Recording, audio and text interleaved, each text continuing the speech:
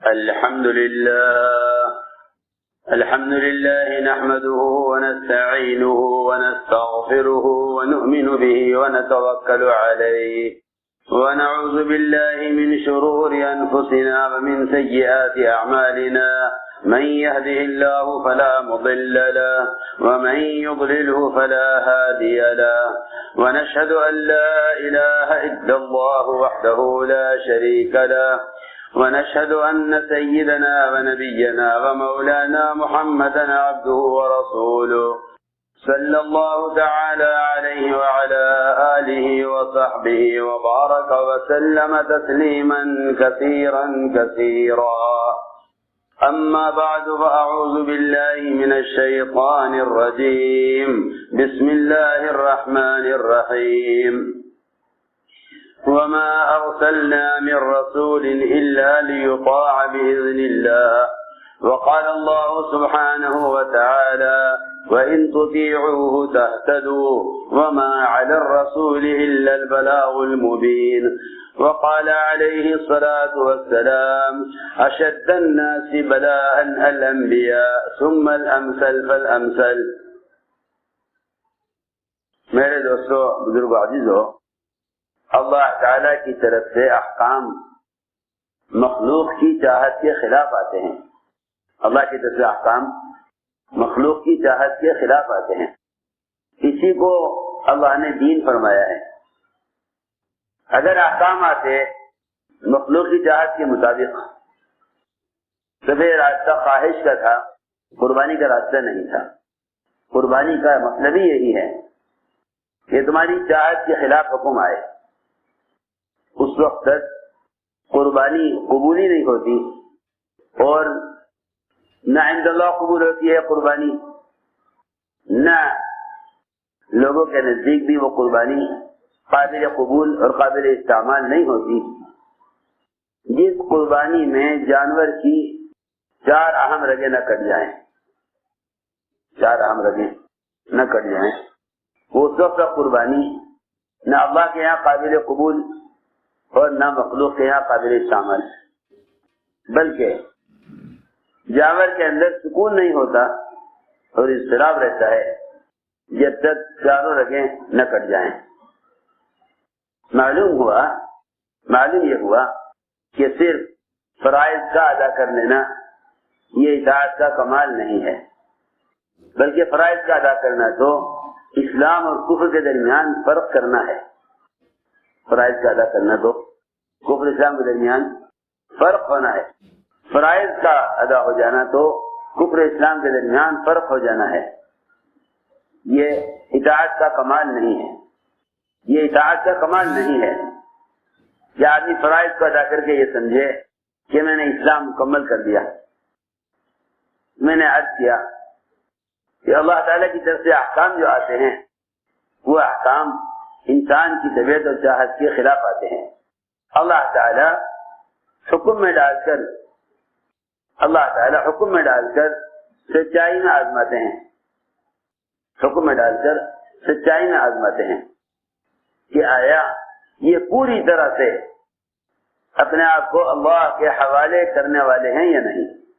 کسی ایک امر میں بھی، کسی ایک بات میں بھی، کسی ایک حکم میں بھی اگر یہ کہہ دیں کہ اے اللہ تو اس کے علاوہ اور کوئی حکم دے دیں، تو ایسے لوگوں کا نام اطاعت والوں میں سے کاٹ دیا جاتا ہے. ایسے لوگوں کا نام اطاعت والوں میں سے کاٹ دیا جاتا ہے. وہاں یہ نہیں دیکھا جاتا کہ جب انہوں نے اتنا کچھ کر لیا ہے تو ایک حکم میں ان کو رخصت دے دی جائے. وہاں یہ نہیں دیکھا جاتا کہ جب انہوں نے اتنا کچھ کر لیا تو انہیں ایک حکم میں رخصت دے دی جائے کہ جو تم نے یہ نہیں کیا تو کوئی حرج نہیں، بہت کچھ تو تم نے کیا ہے. اسی لیے دین کا یہ اصول ہے کہ جس آدمی کو دین کے کسی ایک ادنا حکم کے بھی چھوٹنے کا خلق نہیں ہے اس کے دین میں نقصان ہوتا چلا جائے گا. اس کے دین میں نقصان ہوتا چلا جائے گا، کیونکہ اللہ کے کسی ایک امر کو ہلکا سمجھ کر چھوڑ دینا پورے دین کے ضائع ہونے کا سبب ہے. اور اللہ کی کسی ایک امر کی حفاظت کرنا یہ پورے دین پر استقامت کا سبب ہے، پورے دین پر استقامت کا سبب ہے۔ غور کرنے کی بات ہے، اگر دائیں ہاتھ سے کھانا کھانے کی سنت ہلکی سمجھ کر چھوڑ دی جائے یا اس کو ہلکا سمجھ کر اس سے جھوٹا عذر کر دیا جائے کہ حضور اکرم صلی اللہ علیہ وسلم نے کھانا کھانے والے سے فرمایا کہ دائیں ہاتھ سے کھاؤ، اس نے فوراً ایک عذر پیش کر دیا کہ میرے دائیں ہاتھ اٹھتا نہیں ہے، حضور اکرم صلی اللہ علیہ وسلم نے بد دعا دی اور فرمایا اللہ کرے تیرا یہ ہاتھ کبھی نہ اٹھے۔ سوچنے کی بات ہے، دائیں ہاتھ جس کو قوت کی وجہ سے یمین کہا جاتا ہے، دائیں ہاتھ جس کو قوت کی وجہ سے یمین کہا جاتا ہے، دائیں ہاتھ کو یمین کہا جاتا ہے قوت کی وجہ سے۔ اگر ایک سنت عادت یعنی کھانا کھانا جو ایک ضرورت، ایک انسانی فطری ضرورت ہے، عبادات میں سے نہیں ہے، اگر اس میں ایک سنت کا انکار کر دے، اگرچہ وہ انکار عذر کی شکل میں ہو، اگرچہ وہ انکار عذر کی شکل میں ہو، اس لیے یہ بات ذہن میں رہے کہ ہمیں اور صحابہ کرام میں فرق یہ ہے کہ جب وہ اللہ کے کسی امر کو پورا نہیں کر پاتے تھے عذر کی وجہ سے تو اس سے وہ خوش نہیں ہوتے تھے۔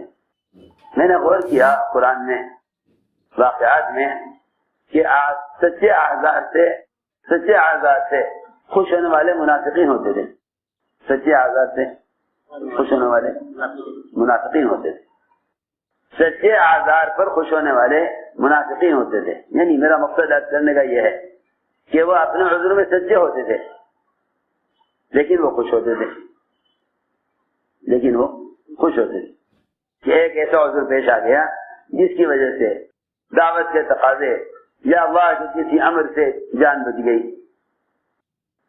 سچے اعذار سے پر بھی منافقین خوش ہوتے تھے اور صحابہ کرام سچے اعذار کے پیش کرنے پر بھی غمگین ہوا کرتے تھے۔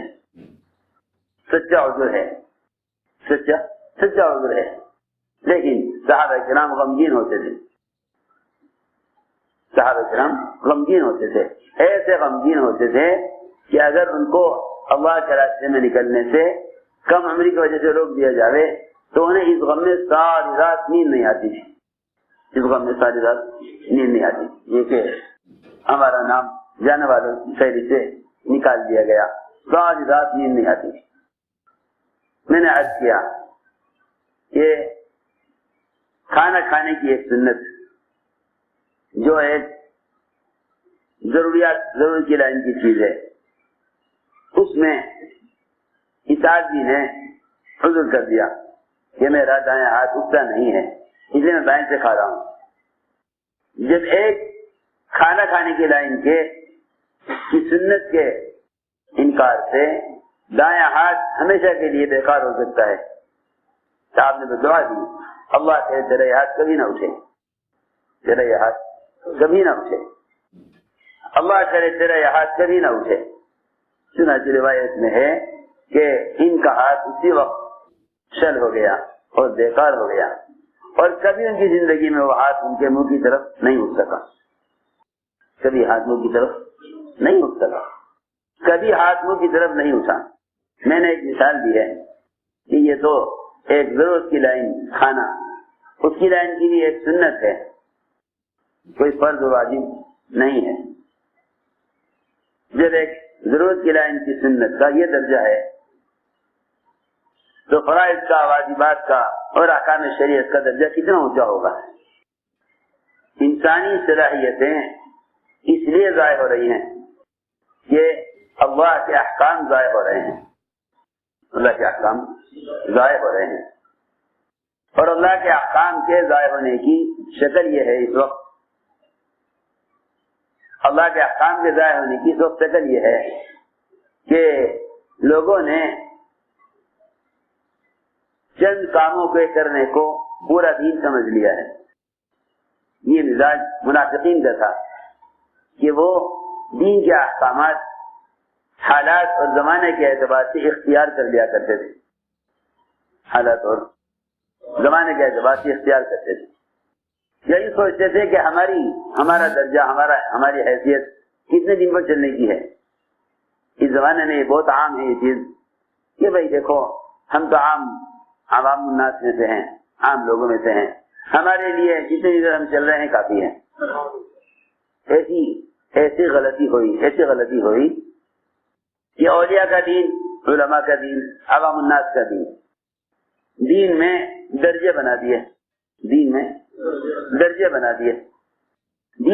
بنا دیے اور یہ کہہ دیا کہ ہر ایک کی دین کی سزا ایک نہیں ہوگی. حالانکہ دین تو ایسا جزء جزا کہنا چاہیے کہ دین تو ایک ایسا کامل مکمل ضابطہ ہے اللہ تعالیٰ کا کہ اس میں سے کوئی ایک حکم بھی کم نہیں ہو سکتا. اس میں سے کوئی ایک حکم بھی کم نہیں ہو سکتا. میں نے عرض کیا کہ اللہ تعالیٰ حکم لاتے ہیں انسان کی چاہت اور طبیعت کے خلاف, انسان کی چاہت اور طبیعت کے خلاف. کبھی حکم لاتے ہیں حیثیت کے خلاف, کبھی حکم لاتے ہیں حیثیت کے خلاف. یہ سارے احکام محض امتحان اور ابتلاء کے لیے ہوتے ہیں. سارے احکام محض امتحان اور ابتلاء کے لیے ہوتے ہیں. ہم دیکھنا چاہتے ہیں کہ یہ ہمارے حکم کو اپنی طبیعت کے خلاف پورا کرتے ہیں یا نہیں کرتے. یہ ہمارے حکم کو اپنی طبیعت کے خلاف پورا کرتے ہیں یا نہیں کرتے. اللہ تعالیٰ اس کے امتحان میں حکم کا بھی حیثیت کے خلاف لاتے ہیں. ملائکہ کو حکم دیا کہ آدم کو سجدہ کریں, آدم کو سجدہ کریں. یہ حکم اتنا نیا اور ملائکہ کے عادت اور معمول کے اتنا خلاف تھا. یہ سجدے کا حکم اور سجدے کے حقدار تو اللہ ہی ہیں, لیکن ہم نے آدم کو سجدہ کرنے کا حکم دیا گیا ہے. چنانچہ سب نے سجدہ کیا سوائے ابلیس کے, سوائے ابلیس کے سب نے سجدہ کیا, سوائے ابلیس کے سب نے سجدہ کیا. اس کو سجدہ کرنے سے اس کے کبر نے روک دیا, اس کے کبر نے روک دیا. یہ دیکھو دوستو عزیزو, ساری صلاحیتیں اللہ کی دی ہوئی ہیں, ساری صلاحیتیں اللہ کی دی ہوئی ہیں, ساری صلاحیتیں اللہ کی دی ہوئی ہیں. اس کی کوئی گنجائش نہیں کہ کوئی آدمی کسی بھی صلاحیت کو اپنی ذاتی چیز سمجھے. اگر اللہ تعالیٰ نے ملائکہ کو عزت دی ہے اپنے قرب کی تو وہ اللہ کی طرف سے ملی ہوئی ہے. اگر حکم آ جائے کہ اس عزت کو اور اس صلاحیت کو یہاں استعمال کرو تو وہ استعمال ہونا صلاحیت کا ضائع ہونا نہیں ہے. چنانچہ سب نے سجدہ کیا سوائے ابلیس کے اور اس نے انکار کر دیا. انکار کی وجہ یہ ہوئی کہ یہ حکم میری حیثیت کے خلاف ہے, یہ حکم میری حیثیت کے خلاف ہے. ہاں آج اس کے علاوہ کوئی اور حکم دے دیں, اس کے علاوہ کوئی اور حکم دے دیں میں پورا کر دیتا ہوں, لیکن یہ حکم میری حیثیت کے خلاف ہے. یہ حکم آپ کے اپنے لیے ہو تو میں تیار ہوں, اور یہ حکم آدم کے لیے ہو تو آدم کی حیثیت میں نے عرض کیا کہ بہت سے ایسے مواقع ہیں جہاں آدمی اپنی انانیت کی وجہ سے یا دوسروں کی حقارت کی وجہ سے بڑی بڑی خیروں سے محروم ہو جاتا ہے, بڑی خیروں سے محروم ہو جاتا ہے, بڑی خیر سے محروم ہو جاتا ہے. حضور اکرم صلی اللہ علیہ وسلم نے عرفات سے چلنے میں تاخیر کی, عرفات سے نکلنے میں تاخیر کی, بہت دیر ہو گئی. صحابہ انتظار میں کہ آپ کیوں تاخیر کر رہے ہیں نکلنے میں. آپ انتظار کر رہے تھے حضرت اسامہ رضی اللہ تعالیٰ عنہ کا. آپ نے امت کو یہ سبق سکھلایا کہ کوئی کسی کو حقیر نہ جانے. اللہ کے رسول کے کسی بھی امر کو ہرگز حقیر مت سمجھو. چنانچہ آپ نے انتظار کیا ہے اسامہ کا. لوگ نہیں جانتے تھے کہ تاخیر کیوں ہو رہی ہے. اسامہ آئے، فرمایا اب چلو. تو اہل یمن نے یہ کہا کہ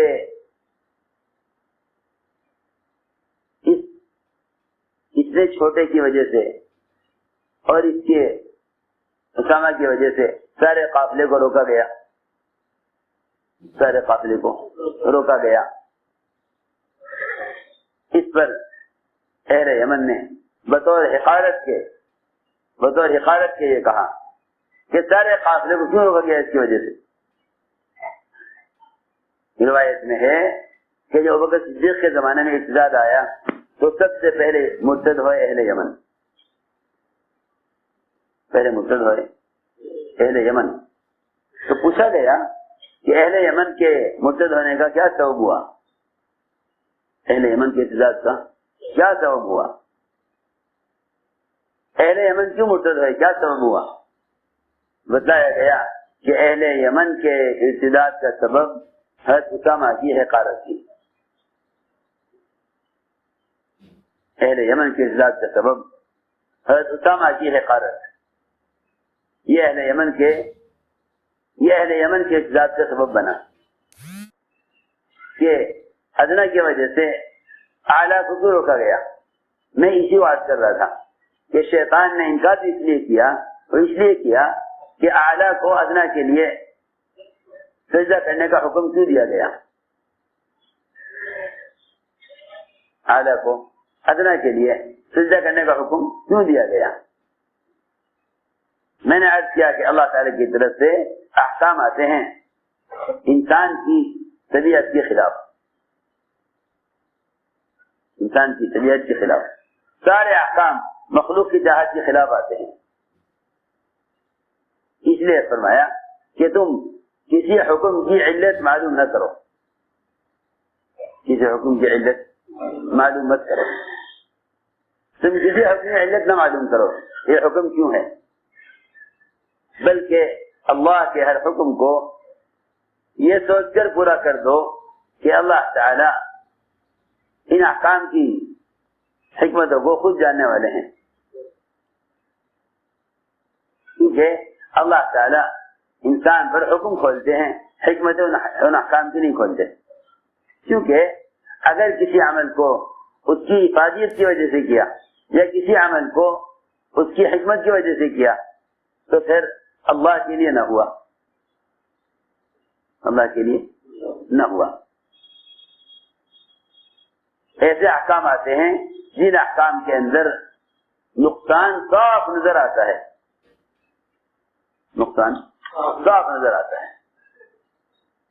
جن احکام میں نقصان صاف نظر آتا ہے تو اللہ تعالیٰ حکم دے دے کہ یوں کرنا ہے اور اس میں نقصان صاف نظر آتا ہے.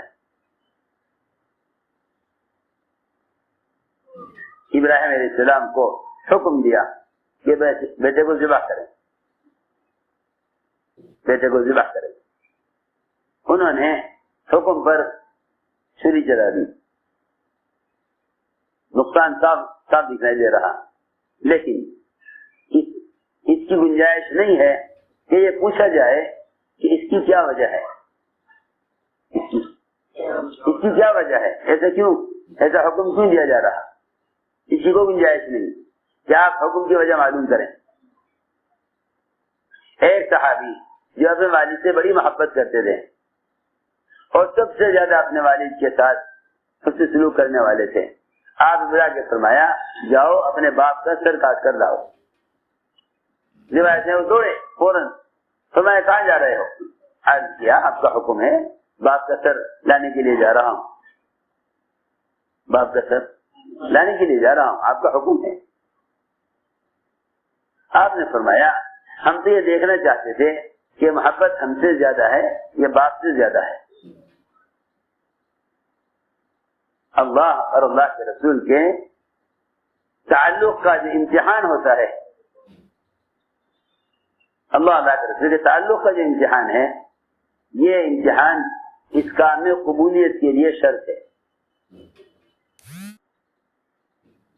اس کام میں قبولیت کے لیے یہ امتحان شرط ہے. بہت اہم بات عرض کروں گا. اس کام میں قبولیت کے لیے یہ امتحان شرط ہے. کوئی کتنی بھی صفات والا ہو، لیکن عجیب بات یہ ہے کہ اس کام کے کرنے کے لیے امتحان الگ ہی قسم کا ہوگا. کوئی کتنا بھی صفات والا ہو اور کتنا بھی نیک، لیکن اس کام میں امتحان الگ ہی قسم کا ہوگا. حضور اکرم صلی اللہ علیہ وسلم نے اپنے صحابہ کو سچائی میں آزمایا. سنو غور سے، سچائی میں آزمایا. اور بعض صحابہ کرام کی تو اتنی سخت آزمائش ہوئی،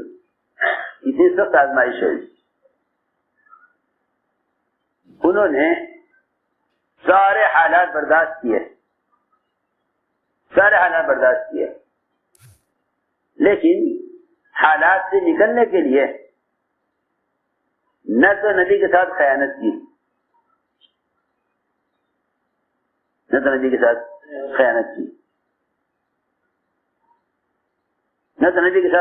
کی، اور نہ وہ اپنی بات سے پھرے. سنو غور سے، اللہ نے صحابہ کو خوب آزمایا. میں نے جو عرض کی تھی ایک بات شروع میں کہ جب تک جانور کی چاروں رگیں نہ کٹ جائیں وہ نہ انسانوں کے نزدیک قابل استعمال ہے، نہ اللہ کے نزدیک قابل قبول ہے.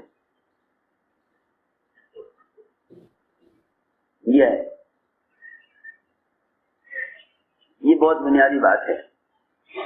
حضور اکرم صلی اللہ علیہ وسلم نے اپنے صحابہ کو سچائی میں آزمایا.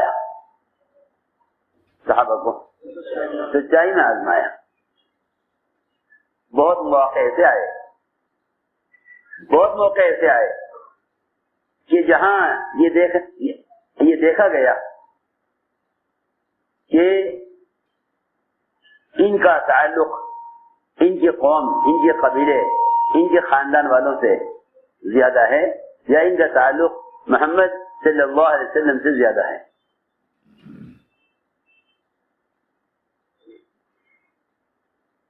اس تعلق میں صحابہ کرام نے اس امتحان میں صحابہ کرام نے حکم پورا کر کے دکھلایا.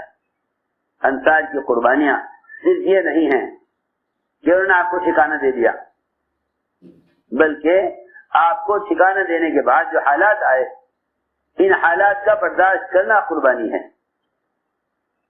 میں عرض کرتا ہوں ایک بات، اس زمانے میں لوگ آسانی سے کہہ دیتے ہیں کہ جی ہم تو فلاں کے ساتھ ہیں، بے شک وہ لوگ اپنے حق کے ساتھ ہونے کا اعلان کر دیتے ہیں، اپنے حق کے ساتھ ہونے کا اعلان کر دیتے ہیں. اللہ تعالی ان کے اس اعلان اور دعوے کو آزمائے بغیر نہیں چھوڑتے. صحیح میں حالات لائیں گے یہ دیکھنے کے لیے کہ اگر یہ حق کے ساتھ حق کی وجہ سے تھے تو قائم رہیں گے، اور اگر یہ حق کے ساتھ تعلقات کی وجہ سے تھے تو یہ قائم نہیں رہیں گے. یہ ہے بات. اللہ آزما کے دیکھیں گے کہ انہوں نے حق پر ہونے کا دعویٰ کیا ہے.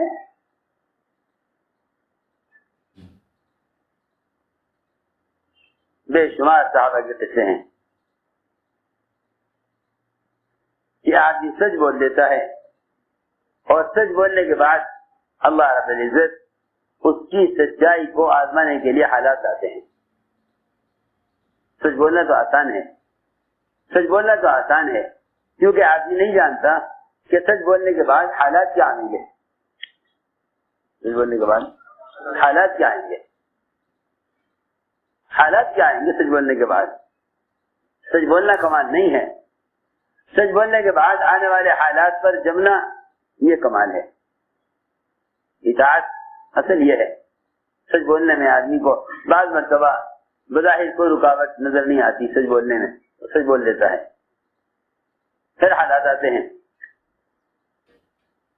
کیونکہ قرآن میں تو یہ ملتا ہے کہ آزمائش سچ بولنے والوں کی ہوتی ہے, جھوٹ بولنے والے تو آزمائش کے قابل ہی نہیں ہوتے.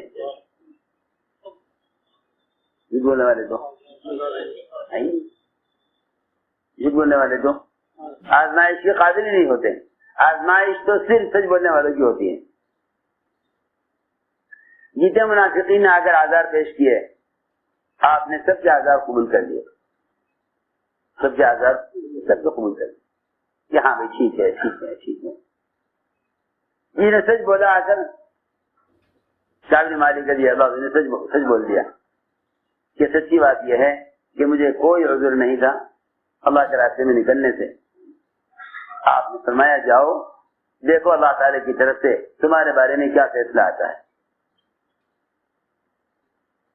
سب کے آزار قبول کر لیے, سب کے آزار قبول کر لیے, لیکن سچ بولنے والے کے معاملے کو مؤخر کر دیا گیا. سچ بولنے والے کے معاملے کو مؤخر کر دیا گیا. کیا دیکھنے کے لیے؟ کہ دیکھنا یہ ہے کہ جب میری حالات آتے ہیں تو کیا یہ اپنی بات پر جمتے ہیں یا نہیں. لوگوں نے کہا آ کر کہ ایک عبد, بہت سے لوگوں نے جا کر حضور اکرم صلی اللہ علیہ وسلم کے سامنے اپنا ایک جھوٹا عذر پیش کر دیا. آپ نے سب کو معاف کر دیا, سب کو معاف کر دیا. تم بھی جا کر کہہ دو, تم بھی جا کر جھوٹ بول دو تو تمہارا بھی عذر قبول ہو جائے گا.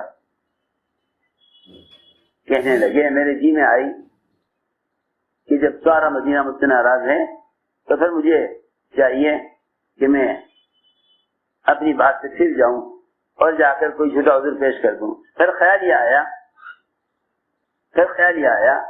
کہ میں اگر جھوٹ بول دوں گا تو اللہ تعالیٰ اپنے نبی کو وحی کے ذریعے حقیقت بتلا دیں گے. پھر اللہ بھی ناراض ہو جائیں گے, اللہ کے رسول بھی ناراض ہو جائیں گے, اللہ بھی ناراض ہو جائیں گے, اللہ کے رسول بھی ناراض ہو جائیں گے. میں نے عرض کیا کہ صحابہ کرام خیانت سے بہت ڈرتے تھے. فرماتے تھے عمر رضی اللہ تعالیٰ عنہ کہ تمہارے عمراء اور تمہارے ذمہ دار تم پر کبھی جھوٹ کا تجربہ نہ کریں. تمہارے عمراء اور تمہارے ذمہ دار کبھی تم پر جھوٹ کا تجربہ نہ کریں. تمہارے ذمہ دار اور عمراء تم پر کبھی جھوٹ کا تجربہ نہ کریں. یہ بہت اہم بات ہے کہ تمہارے عمراء اور تمہارے حکام تم پر کبھی جھوٹ کا تجربہ نہ کریں. یعنی اپنے ذمہ داروں سے کبھی کسی بات میں خیانت سے یا جھوٹ سے کام کبھی مت لینا. جو بات سچی ہے وہ کہنا, بات سچی ہے وہ کہنا. تم پر تمہارے عمراء جھوٹ کا تجربہ نہ کریں. اس بات سے ڈرانے کے لیے حضور اکرم صلی اللہ علیہ وسلم نے فرمایا کہ تم لوگ میرے پاس اپنے آپس کے جھگڑے لے کر آتے ہو. تم لوگ میرے پاس اپنے آپس کے جھگڑے لے کر آتے ہو. بہت عجیب حدیث ہے, سننا دھیان. تم لوگ میرے پاس اپنے آپس کے جھگڑے لے کر آتے ہو اور تم میں بعض کے مقابلے میں اچھا بولنا جانتا ہے, اچھا بولنا جانتا ہے. روایت میں ہے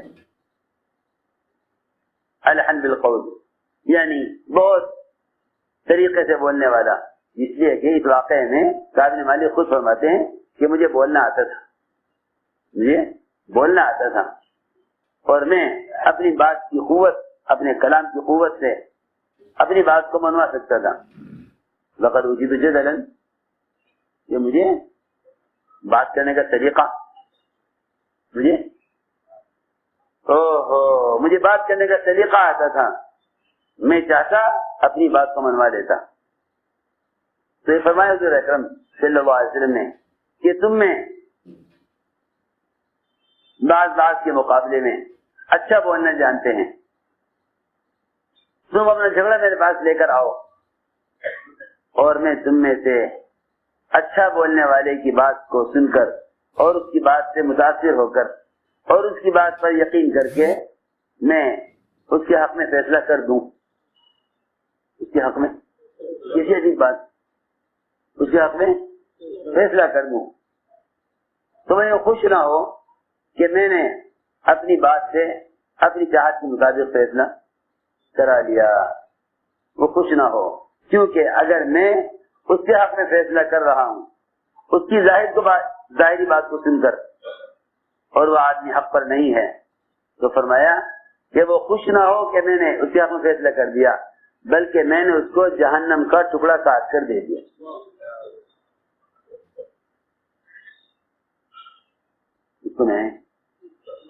اللہ، بہت ڈرنے کی بات ہے، بہت ڈرنے کی بات ہے.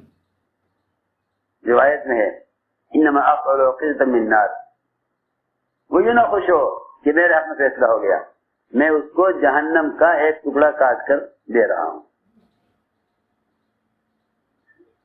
میں اس کو جہنم کا ٹکڑا کاٹ کر دے رہا ہوں. وہ خوش نہ ہو کہ میں نے اپنی بات قوت سے منوا لی یا میں نے بات اس انداز سے رکھ دی کہ میری بات مان لی گئی.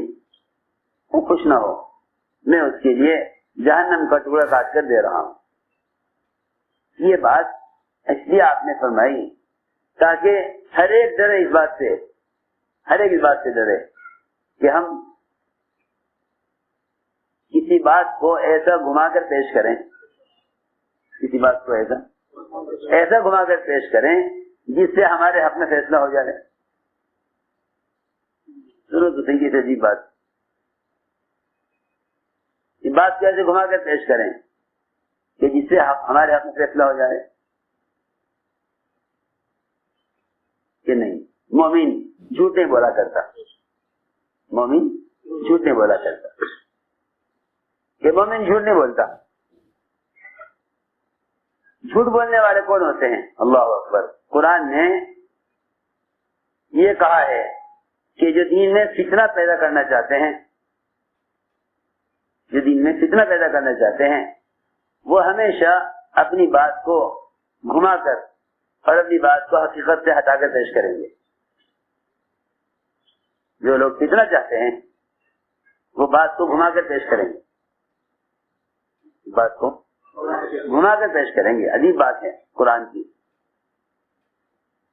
لقد ابتغوا الفتنة من قبل وقلبوا لك الامور. یہ نبی جی آپ کے سامنے یہ بات کو ایسا گھما کر پیش کریں گے، بات کو گھما کر پیش کریں گے، اور پھر اللہ تعالی کا دین غالب آئے گا، اللہ کا دین غالب آ جائے گا. اسی میں نے ایک عرض کیا کہ صحابہ کرام کی ایک بہت بڑی قربانی یہ ہے کہ انہوں نے حق بات کے کہنے میں کسی کی ملامت کی پرواہ کبھی نہیں کی. حق بات کی کسی کی ملامت کی پرواہ نہیں کی، بلکہ حضور اکرم صلی اللہ علیہ وسلم اسلام میں داخلے کے وقت آپ نے اس کا عہد لیا لوگوں سے کہ تم اللہ کے دین کے بارے میں کسی کی ملامت کی پرواہ نہیں کرو گے. اللہ کے دین کے بارے میں کسی کی ملامت کی پرواہ نہیں کرو گے. اس کا عہد کرو، اس کا عہد کرو کہ تم اللہ کے دین کے بارے میں کسی کی ملامت کی پرواہ نہیں کرو گے. اس کا آپ نے عہد لیا. یہ بھی کہو اللہ نخاف فی اللہ لومۃ لائم. اس بات کا ہم سے عہد کرو کہ تم اللہ کے دین کے بارے میں کسی کی ملامت کی پرواہ نہیں کرو گے۔ آدمی حق بات کہہ دیتا ہے، اس حق بات کے سامنے آنے کے بعد فیصلہ ہوتا ہے کہ کون ان کا ساتھ دیتا ہے، کون ساتھ نہیں دیتا، کون ساتھ دیتا ہے، کون ساتھ نہیں دیتا۔ یہاں آ کر آدمی اپنے قبیلے کو، اپنے خاندان کو، اپنی قوم کو دیکھتا ہے۔ بڑے بڑے بادشاہ اسلام سے اس لیے صرف محروم ہو گئے کہ وہ اپنی بادشاہت اور قوم کو دیکھ کر، اپنی بادشاہت اور قوم کو دیکھ کر اسلام سے انکار کر بیٹھے، حالانکہ وہ جان چکے تھے کہ آپ کی بعثت حق ہے، آپ بے شک اللہ کے نبی ہیں اور یہ دین حق ہے، لیکن اسلام سے اس لیے محروم ہوئے کہ قوم کو کیا جواب دیں گے،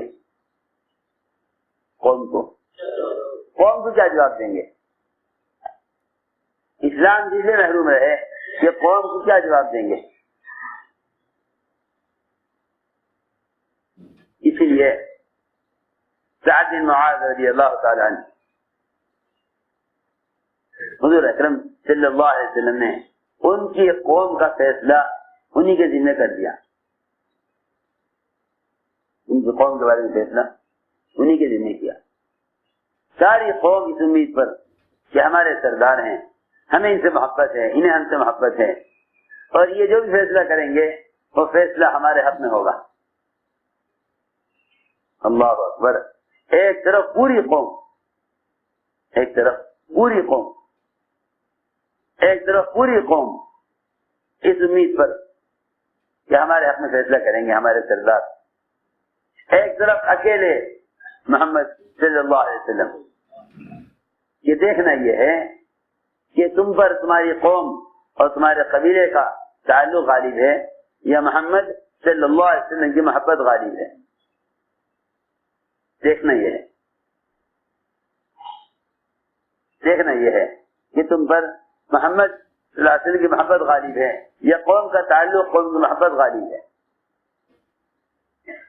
آپ نے فرمایا کہ سعد تم فیصلہ کرو،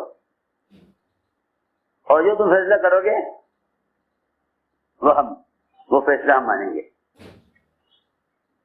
اللہ نبی کہہ رہے ہیں صحابی سے کہ ہم تمہارا فیصلہ مانیں گے۔ سوچو تو صحیح، یہ بہت سوچنے کی بات ہے۔ نبی کہہ رہے ہیں صحابی سے کہ ہم تمہارا فیصلہ مانیں گے، جو بھی تم فیصلہ کرو۔ ایسی بات اور ایسا درجہ اسی صحابی کو مل سکتا ہے جن کے بارے میں اس بات کا یقین ہو چکے کہ یہ نبی کے فیصلے کے خلاف فیصلہ نہیں کریں گے۔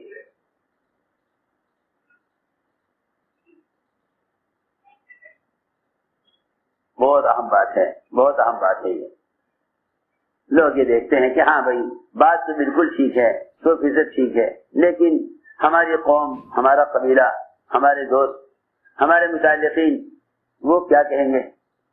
رہنا تو ہمیں ان کے ساتھ ہے، رہنا ہمیں ان کے ساتھ ہے، رہنا ہمیں ان کے ساتھ ہے۔ بات بالکل حق ہے، صحیح ہے، لیکن ہمیں رہنا ان کے ساتھ ہے، رہنا ہمیں ان کے ساتھ۔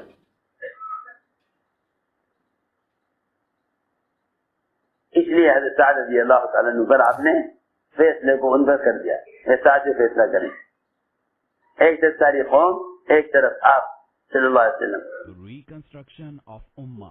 حضرت سعد نے فیصلہ کیا کہ میری قوم میں جتنے بھی جوان ہیں اور جتنے بھی لڑنے کے قابل ہیں، ان سب کو ایک طرف سے قتل کر دیا جائے۔ پوری قوم کے لیے یہ فیصلہ کیا، سب کو قتل کر دیا جائے، اور ان کی عورتوں کو، بچوں کو غلام باندیاں بنا دیا جائے، سب کو گرفتار کر لیا جائے، اور جتنے ان میں جنگجو ہیں ان سب کو قتل کر دیا جائے۔ یہ فیصلہ کیا سعد رضی اللہ تعالیٰ عنہ نے۔ ادھر قوم نے بھی یہ کہہ دیا تھا کہ جو فیصلہ آپ کریں گے ہمیں منظور ہے، ادھر آپ نے بھی یہ فرمایا جو فیصلہ تم کرو ہمیں منظور ہے۔ میں نے اس لیے عرض کیا کہ سب سے اہم و بنیادی بات یہ ہے کہ ہر کام کرنے والے کو چاہیے کہ وہ اپنے اور اللہ کے درمیان ہر کام کو اتنی سچائی کے ساتھ اور اتنے اخلاص کے ساتھ کرے کہ پھر اللہ تعالی ایسے لوگوں کو چن کر دین کی خدمت کے لیے قبول کر لیں. اصل بات یہ ہے. اس لیے فرمایا کہ اپنے آپ کو اپنے ذمہ داروں کے درمیان معتمد بناؤ. کیا بناؤ؟ معتمد بناؤ. اپنے آپ کو اپنے ذمہ داروں کے درمیان معتمد بناؤ. دیکھو اعتماد بہت بڑی چیز ہے، کیونکہ جتنے بھی کام لیے جائیں گے چھوٹے یا بڑے، وہ سارے کام اعتماد کی بنیاد پر لیے جاتے ہیں. سارے کام اعتماد کی بنیاد پر لیے جاتے ہیں. سارے کام اعتماد کی بنیاد پر لیے جاتے ہیں. آپ ایک دکان کے ملازم سے کام نہیں لے سکتے جب تک آپ کو اس پر اعتماد نہ ہو. جب تک آپ کو اس پر اعتماد نہ ہو. اعتماد بہت بنیادی چیز ہے. اسے ہم نے عرض کیا کہ اللہ تعالی کی طرف سے احکام آتے ہیں اس آزمائش کے لیے کہ یہ دل سے اس بارے میں سچے ہیں یا نہیں. یہ ساری مثالیں میں نے عرض کی. کعب بن مالک رضی اللہ تعالیٰ عنہ فرماتے ہیں اللہ نے جتنا سخت مجھے آزمایا، سچ بات میں ایسی آزمائش کسی کی نہیں ہوئی. ایک آدمی 50 راتیں اس بات پر جمع رہے کہ مجھے سچ بولنا ہے، چاہے سارا ماحول خلاف ہو جائے. سارا ماحول خلاف ہو جائے، سچ بولنا ہے. ان کا حدیث میں آتا ہے کہ جو شخص اللہ کو راضی کرنے کے لیے ساری مخلوق کو ناراض کر دے. جو شخص اللہ کو راضی کرنے کے لیے ساری مخلوق کو ناراض کر دے، اللہ اس سے راضی ہو جاتے ہیں اور مخلوق کو اسے راضی کر دیتے ہیں. مخلوق کو اسے راضی کر دیتے. جو قلوب اللہ کے ہاتھ میں ہیں، قلوب اللہ کے ہاتھ میں. عجیب حدیث ہے کہ جو شخص اللہ کو ناراض کر کے ساری مخلوق کو راضی کر لے، اللہ تعالی خود بھی ناراض ہو جاتے ہیں، مخلوق کے مجھ سے ناراض کر دیتے ہیں. لیکن لوگ بیچارے مخلوق کو راضی کرنے کے لیے حق کو چھپا لیتے ہیں. یا مخلوق کو راضی کرنے کے لیے جھوٹی گواہی دے دیتے ہیں. رات ہے صحابہ میں حضور